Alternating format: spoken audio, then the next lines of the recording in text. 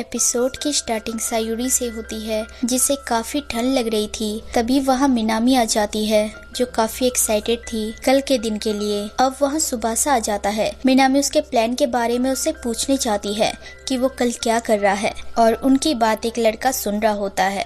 दरअसल ये वही बंदा था जिसने मिनामी के चॉकलेट की बुराई की थी, और इस वजह से सायूरी उससे गुस्सा थी।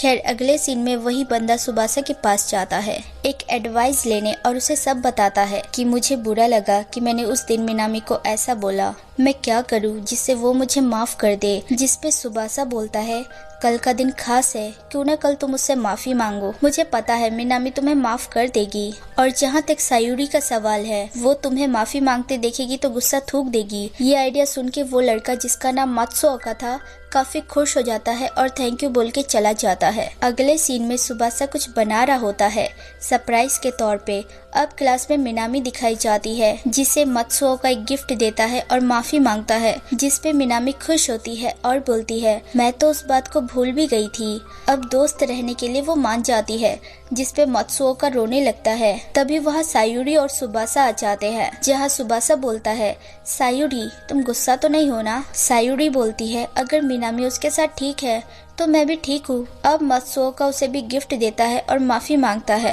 और यहाँ सुबासा उन सब के लिए कुकीज बना के लाया था। ये देख वो दोनों काफी खुश होती है। दूसरी ओर मात्सुओका सुबासा के गले लग के थैंक यू बोलता है। अब सुबासा अपने घर पे था, जहाँ उसे मात्सुओका का मैसेज आता है। मात्सुओका सुबासा को फिशिंग पे ले जाना चाहता था, जहाँ वो पहले कभी नहीं गया था। अगले सीन में सुबासा काफी एक्साइटेड था, क्योंकि वो पहली बार आया था। अब दोनों दोस्त जा रहे होते हैं, तभी वहाँ एक टेंट से मिनामी निकलती है, जिसे देख वो दोनों हैरान थे। लेकिन वो बोलती है, मेरे डैड यहाँ हर साल आते हैं, पर अब मैं बोर हो रही हूँ। जिसपे वो दोनों उसे भी अपने साथ चलने को बोलते हैं। अब एक जगह मात्सुओका होल्ड करता है और तीनों फिश पकड़ने बैठ जाते हैं। देखते ही देखते 1 घंटा हो जाता है।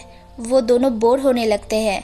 अब मात्सुओका बोलता है, तुम दोनों बैठो, मैं अपने डैड को देख के आता हूँ। यहाँ सुबासा और मिनामी बैठे थे, जहाँ मिनामी उसे मेकअप के वीडियोस दिखाती है। दरअसल उसे भी मेकअप का शौक था, वो मेकअप सीखना चाहती थी।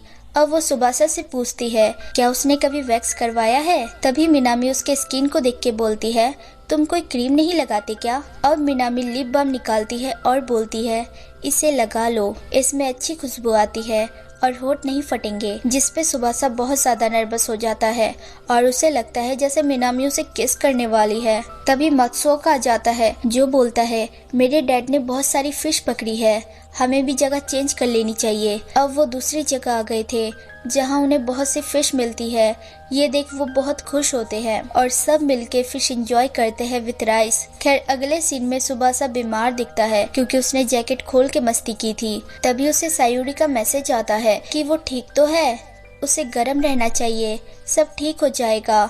जिसपे सुबासा भी आंसर करता है। अब वो लेटा था, तभी उसकी दादी आती है और बोलती है, पड़ोस की लड़की तुम्हारे लिए ये लाई। उसे जब पता चला वो तुरंत घर गई और ये ले आई, जिसपे रीना ने लिखा था, तुम्हारी तबीयत ठीक हो जाएगी, बस ये पीते रहो और आराम करो। ये देख वो काफी खुश होता है कि सबको उसकी कितनी फिक्र है। अब उसकी दादी भी बाहर चली जाती है सुबासा को बोल के। यहाँ सुबासा इतनी बीमारी में खुद को बहुत अकेला फील करता है। तभी उसके पास मिनामी आ जाती है, जिसे देख उसे यकीन नहीं होता। वो बोलती है, लेट जाओ, जैसे ही मैंने सुना मैं यहाँ आ गई।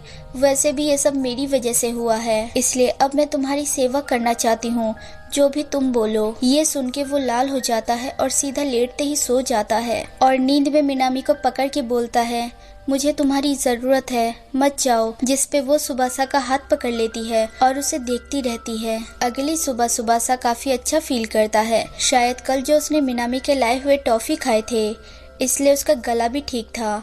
अब सुबासा मिनामी को मैसेज करता है कि आज वो बिल्कुल मस्त है, जिसपे वो बोलती है, मुझे ये सुन के खुशी हुई। तभी सुबासा एक सवाल करता है कि कल वो नींद में कुछ बोल रहा था क्या। जिसपे मिनामी सोचती है और बोलती है, नहीं, तुम सीधा लेटे और सो गए, तुमने कुछ भी नहीं बोला। लेकिन सुबासा को फील हो रहा था जैसे उसका हाथ किसी ने पकड़ा था, या वो कोई इमेजिनेशन था। यहाँ मिनामी भी अपने हाथ देख रही थी और दुखी होके बोलती है, अच्छा होता अगर हम ऐसे ही हमेशा साथ रह पाते। So hey everyone, thanks for watching. अगर मेरी वीडियोस जरा सी भी अच्छी लगे तो लाइक शेयर सब्सक्राइब कर देना और बेल आइकन जरूर दबा देना ताकि आप तक नोटिफिकेशन आती रहे। Take care, bye.